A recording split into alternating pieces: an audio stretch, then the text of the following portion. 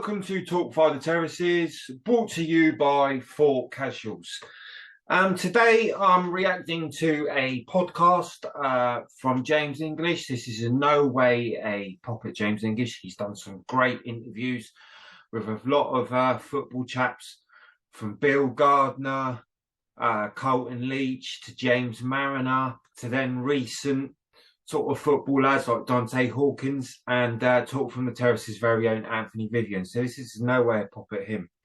What I'm reacting to today is an interview, a clip that's come out. He interviewed James Bannon. Now, if you don't know James Bannon was a undercover policeman who infiltrated Millwall.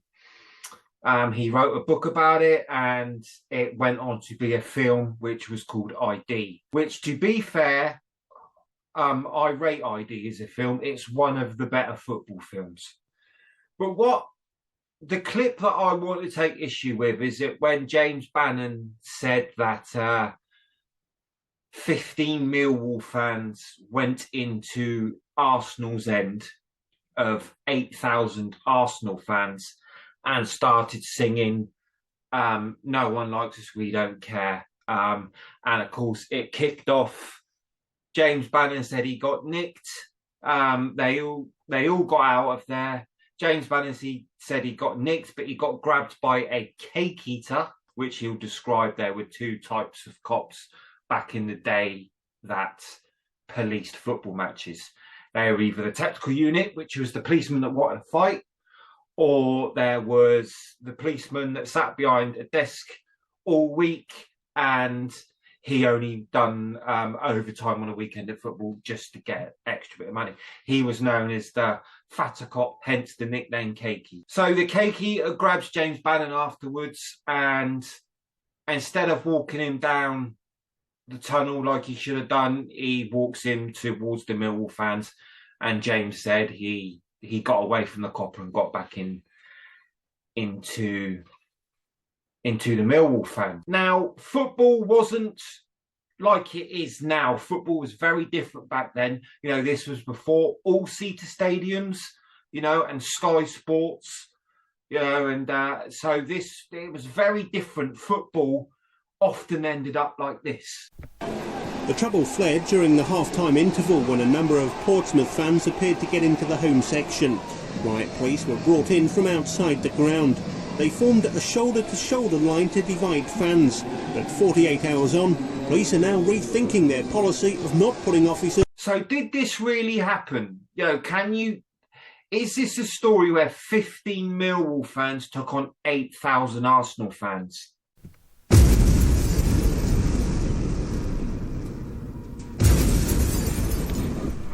Arsenal North Bank. As a Millwall supporter in the Arsenal North Bank, which is their home end. How did you end up in there? Because with the guy from the pub and 15 of the biggest fuckers I've ever seen, never seen before.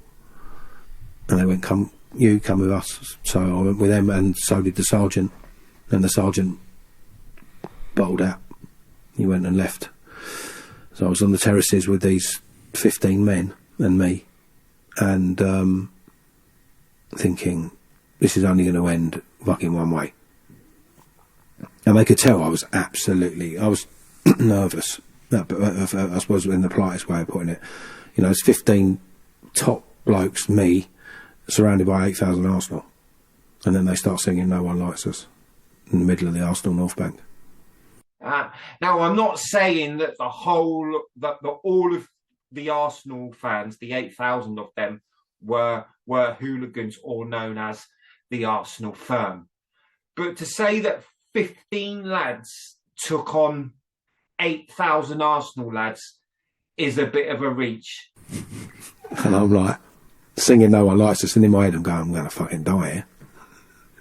And the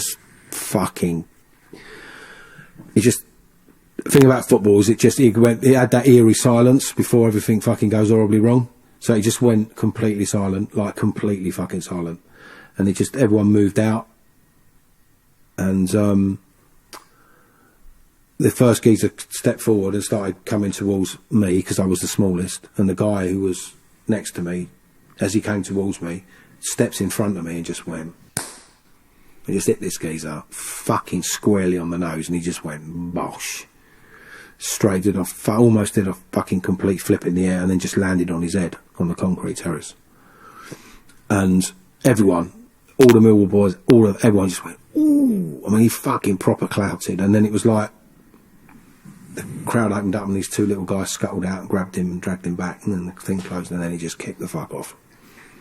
Proper. What was their method in that? Was that the plan, to go on their way and just cause it? Of course, in the Arsenal way, and look what we can do. Mad We were in bastards. there, we've infiltrated you. And then it was fucking fight for your life to get to the pitch, which is what I did. Just windmills. And last thing you do in that scenario is go fucking down. You go down, you're fucked.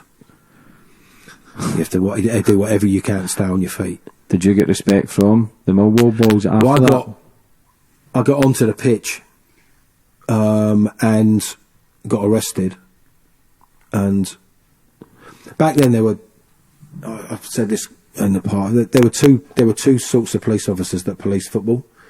There was what I used to call the cake eaters, which are the big fat lazy fuckers who drive a desk in the week and work football on Saturdays for the overtime.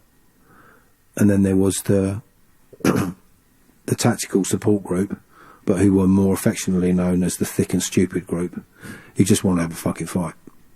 So they get shields and batons and fucking helmets and want to charge at people and hit things. So that's your mix of football. You got the thick and stupid group and the cake eater. And I got the cake eater. And instead of taking me behind the goal and down the tunnel, which is what he should have done this way, he went the wrong way and walked towards 10,000 Millwall. And his grip just lessened and lessened as we got closer and closer to the Millwall. We were going fucking mental. As we got led across, it all kicked off in the seats above me. There was a guy called Ginger Bob was up there, and it all fucking went off. And he basically let go of me. And I just ran, dodged the cultivar bill and dived in the crowd, and that was it. So from then on, I was always known as the guy that fucking led the charge at fucking Arsenal and dived into the crowd. We'd love to know what you think. Please leave a comment and let us know if you think this is a little bit far-reached. Maybe James Bannon remembered it wrong. Maybe he got caught up in the moment of being interviewed by James English and over-embellished his story. Okay, so this has been Talk from the Terraces, and there'll be more videos coming from UK Casual soon.